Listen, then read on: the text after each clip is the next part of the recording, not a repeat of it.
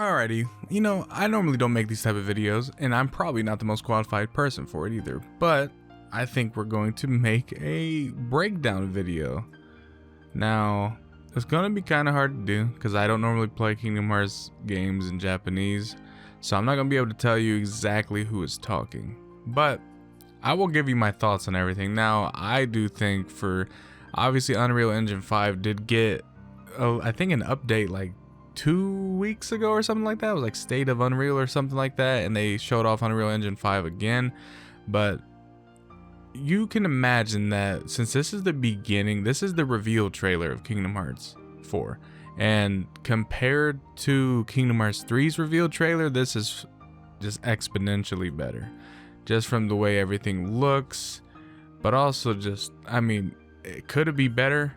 I mean, of course, but we're at a great starting point. Now, this, I honestly was like, I don't know if it's a dark side or not, because we always face a dark side in almost every single Kingdom Hearts, at least an iteration of them. But I mean, look at this. You could tell this is just the world of Unreal, because everything just looks amazing. Then you got Sora's piece, the choice is yours once more. And then we finally see the boy, Sora. Now, let me just be real. The outfit, oh my gosh, this is great.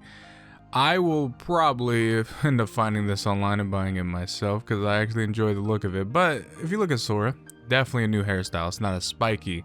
Well, it's not his normal look. It's definitely more, I would say, Final Fantasy-esque, even though it was already that way. But I would compare, I mean, honestly, just looks like another version of Noctis, Yozora, Titus. He almost just looks like your average Prompto. He looks like Prompto from Final Fantasy 15.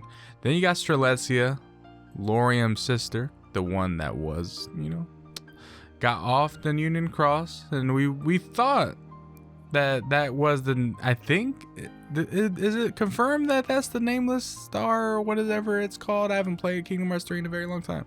But first look at Quadratum. This, I mean, I'm hoping this is what I want at least. I'm hoping we can explore all of this, because when you get, at least with Kingdom Hearts, for some reason, when you get a humongous world like this, you only get to look at this. You only get to look at like one part of it. I'm hoping at least a little bit more, because Skylight Kylum, we didn't really get to see a lot of it. Now, it seems like Kingdom Hearts Missing Link, which is this little mobile game that they're going to be doing, which my opinions on that will go into on another day. I think the story will be great, but I think we'll be able to play more of Skylight Kylum through that, hopefully. But this, I mean, it looks amazing. I'm just hoping we get to actually play it. But now Stalezia says something interesting here. It's a world full of life, but for you and I, it's similar to an afterworld. Now that means they're in a world where everyone's living. But for them, I'm wondering if it's going to be a case where no one can see them, but they're there, because they're technically in the afterlife or the afterworld. And we remember Ansem the Wise talking about a world beyond fiction, non-fiction, you know, and the Kingdom Hearts way of explaining things. But it kind of makes sense with how they're saying the afterworld. You know, they're in the world of the living, but no one's going to be able to see them because of the fact they're kind of, this is basically for them an afterworld, so it's a place where they're, I guess, going to reside because they're technically not alive.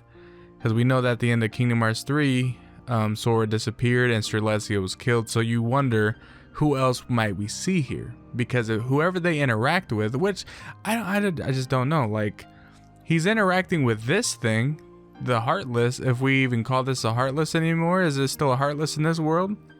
Because I'm not entirely sure, but if that is technically just another iteration of Darkseid, if he can interact with this, can he just interact with anyone in the world? Because, I mean, we still don't know the rules of said place. Because, I mean, it might be a world full of life, but I don't know if the rule is they won't be able to see Sora and Stalezia, or maybe they're just able to interact with them. I don't know. I don't really understand the rules. Now, one thing I will say, when it comes to where they're at right now, and like even this battle when Darkseid was doing his thing, like picking up the car and everything, I feel like when the full game releases, there will be a lot more, I'll say, what do I want to say, like battlefield damage. You know how like Battlefield, I don't know if you guys play those games, environmental damage essentially. There's gonna be more of that, because in this, like, I have a feeling this world will not look as clean as it will. Like, if he does damage, I want to see stuff crack, and everything looks nice. I mean, there might be stuff here and there, and he got little extremities like going, his little darkness just kind of surrounding a lot. You see that around the car. It's almost like a symbiotic type deal, and we've never seen that before, really. I mean, we've seen it with little bitty things, but I don't think to this level. Now, he's using a lot. It's like a version of flow motion where he's able to grapple, and that's something new, and it looks like it's coming from his keyblade, which is interesting. I'm wondering if those type of moves will do something with this gauge, because we see this EX gauge. Now, I'm not entirely sure if this EX gauge has been in previous Kingdom Hearts. Was it something else? Because we had the drive form gauge and stuff like that. Is this just going to be that again, or is it going to be touted to these moves? Because he also does, not exactly this, but this move that he'll come up with right here soon, because he'll have a quick time event, which is right here. And even though I don't think this is just there, I think this is all just there, but I have a feeling this move will lower this gauge, and then this will be for obviously your magic, and then I don't have to explain the health bar to you guys. But now, one thing I'm afraid of is, this is one thing that people did not really like. I enjoyed it a lot, but one of the things was they did not like attraction flows and really any of that, because it was kind of OP. And I guess they're still keeping them around. I'm okay with it, but I know people were not happy about it. But I mean, I'm cool. I like how aesthetically pleasing they look. But then we have this. However, if you do leave this world behind, don't expect to return to the one from which you came. So, Sora's trying to leave, and I don't know exactly who these two people are. I'm assuming the obvious answer would be Master Masters and Zigbar or Lushu, but, we really don't know. But when it comes to if Sora does try to leave, what they're saying is, what happens if he ends up in a whole different world? Will he end up where Riku and Yozora is? Because I have a feeling, since Riku cannot find Sora and Yozora can't seem to find whoever he's looking for, maybe there is a bridge to, the other side of this same world. I'm not entirely sure. Like, that's the thing. I don't think where Sora or where Yozora and Riku is the same world as where this is. Because also in the the secret cutscene after the epilogue and you beat Kingdom Hearts 3, I don't think it's in the exact same place. I mean, it could be a neighboring town for all I know, but I just don't believe so. I think they're in a whole different place. We got the new logo, Kingdom Hearts 4. Looks clean. But then we have this last part that's actually kind of interesting. Now, my reaction, I did say, I was like, oh, that can't be Hades. There's no way. Why would that be Hades? But it obviously has to be Hades, and they're probably going back to Olympus. My question is, who are they going to find? Are they trying to find Hercules? Because, I mean, obviously, they found out that he's a god pretty much in the last game. So it would make sense that they would think that, well, a god would obviously be able to help us. But who's going to be tagging along with them? Because it is interesting that they're there by themselves. Now, I don't think they would have us follow Donald and Goofy and play as them. Now, my question would be, would they have Mickey tag along? No, because he's in Skalad Kylum. Who's the last person that's a Keyblade wielder that we could use? I mean, obviously you got Terra, Aqua, Ventus, but there's also one more person that could tag along in this journey. It could be Kairi. That is an option, because Kairi will be training with Aqua.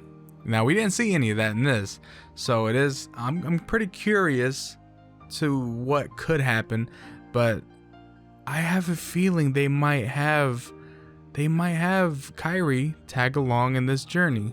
They might, because I can't see Goofy and Donald going on their own. Like, obviously that's how their journey started, was them going on a journey to find the Keyblade wielder, but they've always had someone tagging along with them, and you're not gonna I don't know. I'm not entirely sure, but what it seems like this game is also touted behind is like, it almost seems, I mean, given they're not going to show off any Disney Worlds, they wouldn't do that yet. They saved that. Obviously, this might be the first one, Olympus, but you know, it almost seems like we could have Quadratum be like the main, you know, the main original world, and maybe we'll have more original worlds, and the ratio could be like half and half, original worlds and Disney worlds. I'm not entirely sure.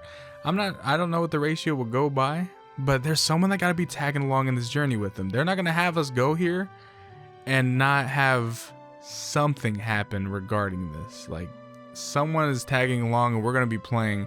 It can't be Sora, obviously. Can't be Riku. I don't really know what Terra and Ventus are doing, what Axel's doing.